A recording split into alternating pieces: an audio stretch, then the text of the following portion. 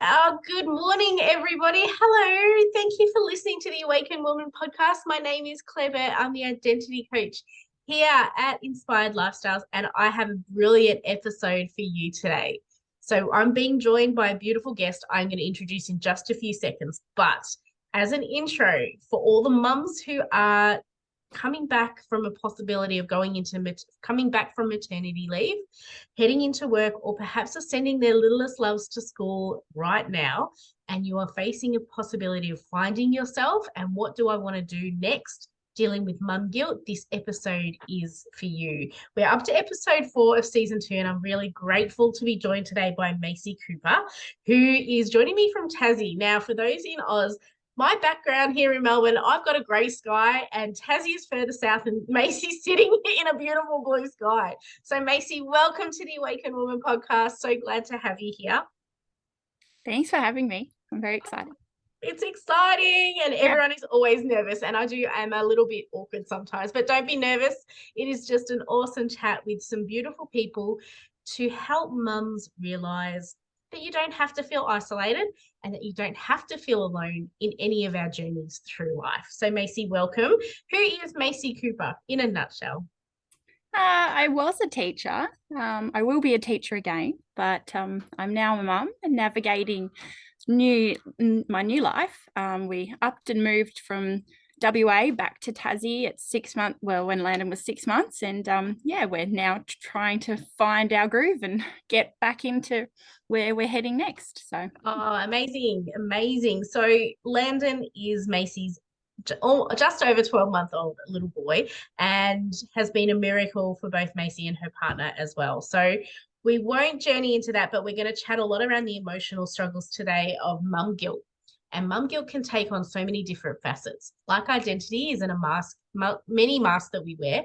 Mum guilt carries different masks as well. So, Macey, you're in the emotions of the throes of, do I return to work? Feeling like you want to be a part of every single moment because I'm going to miss out. What happens when I go back to work and daycare comes into it, or new carers come into it, new routines? What am I going to miss out on, right? Is that the emotion that you're feeling right now? yeah, and just the unexpected too. That kind of scares me. I feel like I've just found my feet. He's a bit grounded now. He's 12 months. We've got a routine, and I'm going to upend that. And yeah, just how will that play out? It will. And it's always a difficult circumstance. But like they always say, kids are resilient. But we also want to prepare them and protect them from as much as we can, because that's our jobs. We're nurturers by genetic makeup. We are lovers and we are carers, and we want to make sure our babies are strong and resilient. And we don't want them to struggle because perhaps we've struggled in areas of our life, and we want to leave the next generation better than what we found. I know that's how I feel.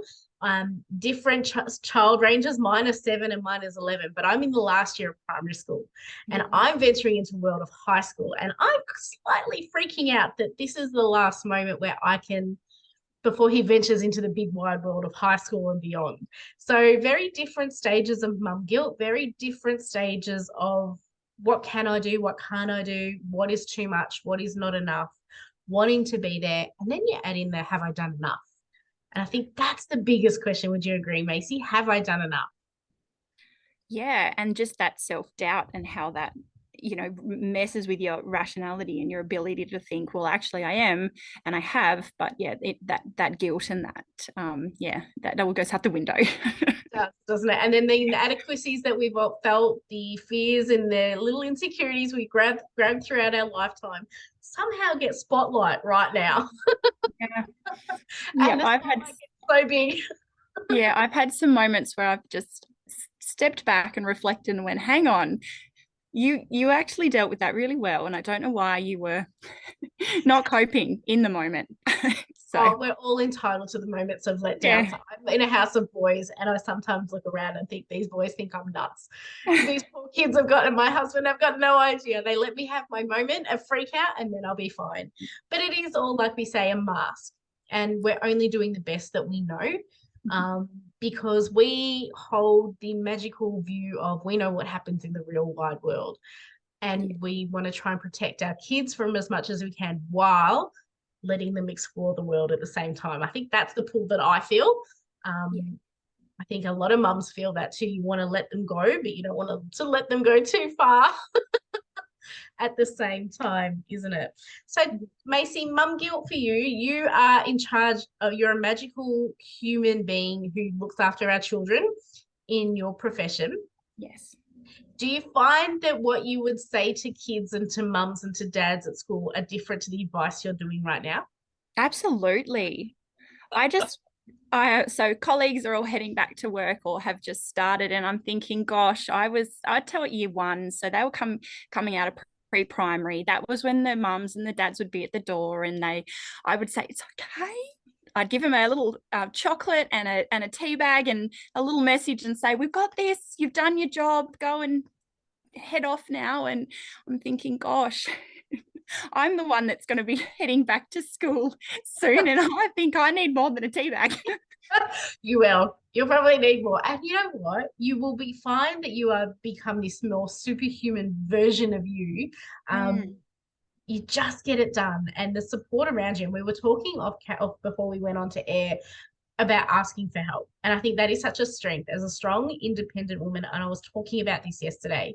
I had a thought and I wrote it down, is that we always think asking for help is a sign of weakness because we must be strong all the time. Whereas if you ask for help, you get more help. So it doesn't feel like such a struggle, is it? But it's asking for help is the most important step, isn't it?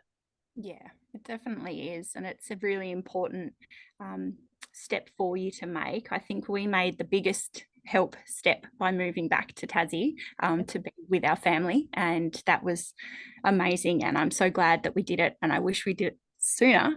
But now this is a little bit different. This is me leaving. And yeah, I'm very lucky that I won't need to put him in care. But yeah, it's still that, hey, I need help so I can go back and find me and leave my child. Yeah, it's that. Yeah. Mm. But it's the experiences you're going to gain along the way. It's the knowledge he'll learn from being spoiled by grandma or grandpa or nan. And it's the little quirks that you go, hang on, I wasn't allowed to do that as a kid. I do that with my mum now. Mum, you let these kids get away with everything. I'm not allowed to do that now, and I'm 40. Yeah. And It's so, he's just going to love it. It will be amazing for both of us. So. yeah. So, to advice for all the mums out there, we've both been in these positions. I was working in the corporate world both times with my boys, and going back, first time you want to show everyone you can still do it. I think you don't want to be seen as the weaker link because you've got kids, but just journey into life. I think my biggest advice is just to experience it. It's a moment and it's a new chapter in your story. So as a mum, you're going to be able to be more present in your time with the kids, in letting things go. If the washing sits there for another day, it's okay. If you have to rifle through a washing basket and it sits unfolded, then that's okay. Because you want to make sure that you're taking on board all the present moments with your kids. You want to make sure that you are creating fun moments and you want them to be able to express to you what they did that day. And as a school teacher, Macey, you're going to understand that having communication with kids is really important, isn't it, to nurture and grow them? Absolutely. And I think I reiterated it every single year was that relationships and how important it was for kids to build multiple relationships. And yeah, that's the step that we're building. And by me going, he will have the chance to bond and build that relationship and those social skills, and that continues on to life Yeah. skills. So yeah. It does. It does. And you're not failing because you have to go back to work or because you want to go back to work. I functioned much better as a working mum. Didn't mean that I was failing or I left my kids. It just meant that that was how I functioned in our dynamic, which is nothing to be ashamed of at that stage. I'm grateful I get to work from home now and be there for my boys now. But because you are choosing to go back to work, whether you have to or whether you get to, it's still a new life experience. And like you've just said, building relationships is so important. Imagine the next step in the relationship with your kids that you can take when you can ask them about their day and be really engaged with that. Not just, oh, yeah, you had a good day today. You're not missing out. You're just experiencing them as a new person, aren't we? Yeah. And learning to juggle that second hat again that I know so well, but I feel like it's so distant. but I'm also very much going to welcome it with open arms and put that hat back on and be me for a bit, and then come back into the other me. And hopefully soon they become one hat and I can, not feel like I'm jumping in between. No, and it takes an adjustment, doesn't it? It's going to take a few weeks. Like the little loves that have gone back to school, even my eldest at grade 6, is going to take a couple of weeks to get used to it. Here in Australia, we have a great 6-week summer holiday period, and it's taking a little while. In that period, all our sport stops. So they've gone from being so busy with school and friends and footy and cricket and basketball, and then it stops, and then it all comes back. So it's a slight adjustment for them. But it's all an adventure. And I think if you treat every moment as an adventure, I think the kids then don't pick up on, oh, mum's got to go to work. Oh, this is what I get to do today. I'm getting to spend it with Nan. And that's cool, isn't it? Yeah, it's so cool. So, so good. Yeah. How is the communication? I know in terms of family life, you've moved back from pretty much the other side of the country to be around your family. Has the dynamics changed, and are you feeling supported in all of your decisions of what you're doing? Going back to work, do you feel like you're not fighting battles on different fronts? No, I think it's a united front. We're all very excited for this for different reasons. So my mum is just frothing at the mouth pretty much to have some time with her first grandson, so grandchild. So she's, that will be great. And then Poppy, who's still at work, is very jealous. So I imagine there'll be lots of lunch catch-ups between the three of them. Yeah. And then hubby is, he would back me no matter what I wanted to do. So he's been really great with helping me look through pros and cons for both sides of it. Yeah. And I think that's the masculine energy, being the process-driven side, that our partners often look into the detail, and it's very black and white, which is what we need. We need that person, whether it's our partner, our husband, or a close friend, to go, okay, we'll look at the analytics of it. Because sometimes we get caught up in all of our emotions and we want to do something, but we don't want to do it at the same time. So that is amazing. Having a support system, having an inner circle that supports you is going to be amazing. And to be able to share going back to work and the excitement with your mum and your dad being first-time grandparents, that's going to be next level too. Yeah. Your mum is going to be bursting at the seams. It's going to be so much fun. I've been out for, just general jobs and a couple hours here and there, and come home and I get a full rundown of everything, and it's amazing. So, and they both sleep so well at night. Both Landon and your mum would be tucked away early in bed on those days because they're running full ball. Yes. Absolutely.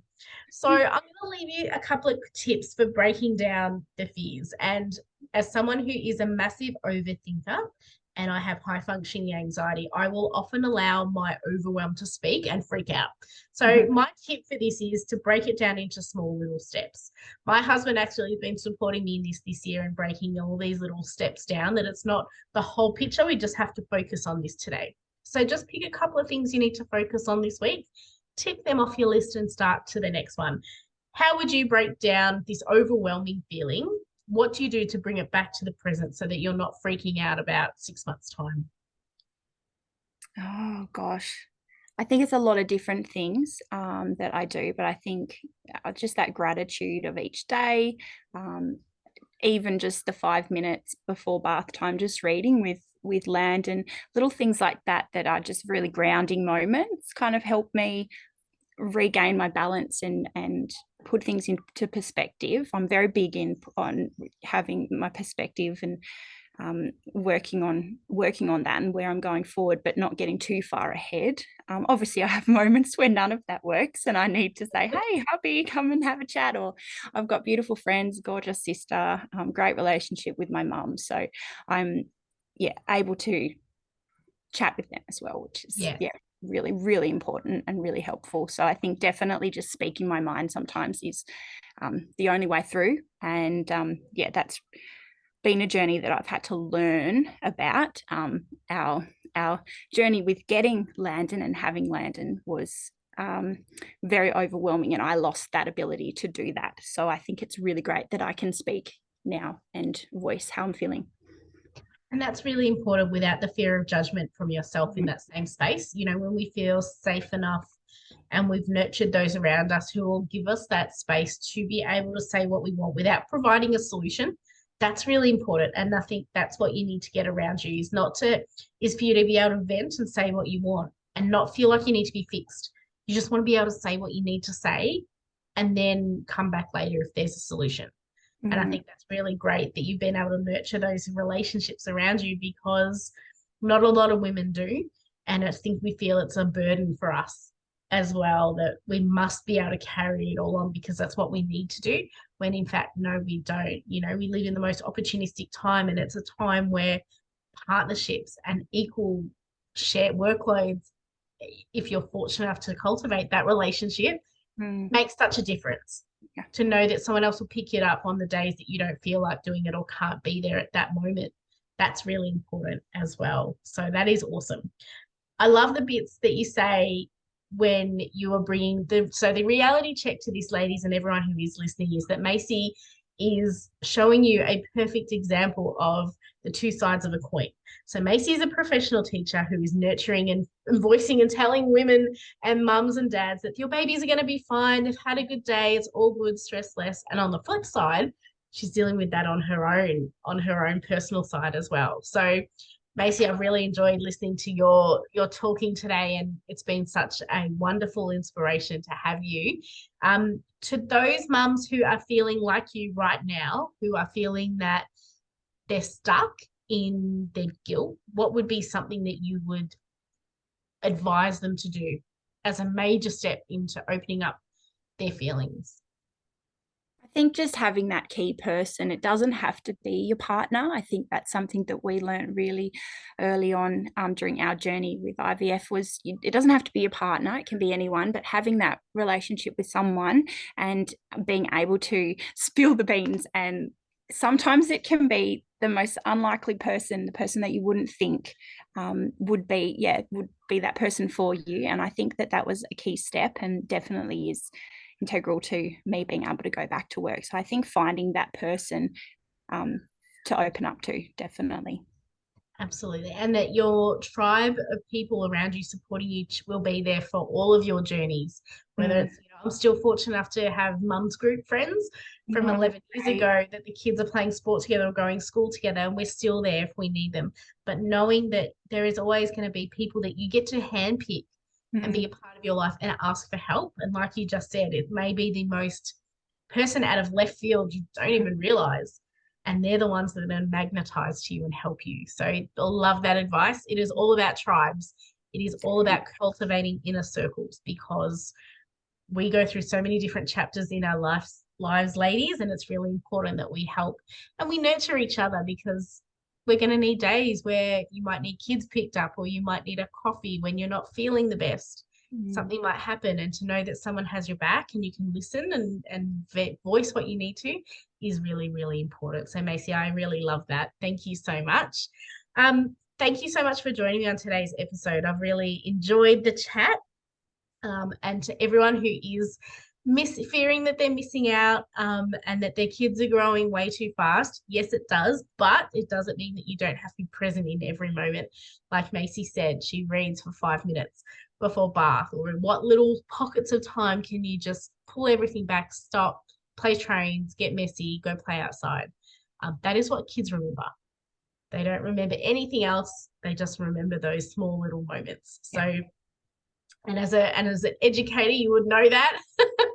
Professionally, they always enjoy the fun times, don't they? When you've kicked them outside, they're loving those times, aren't they?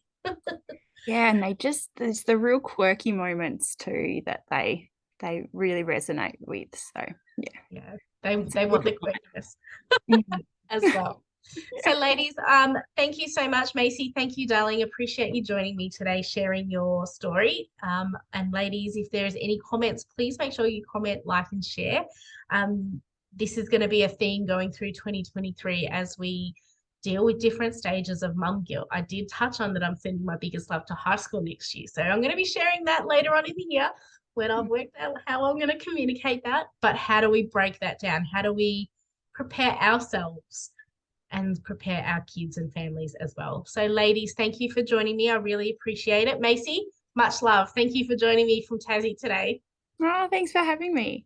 No worries. And everybody, I'll look forward to listening to you and seeing you all in our next episode as well. Have a good one, guys.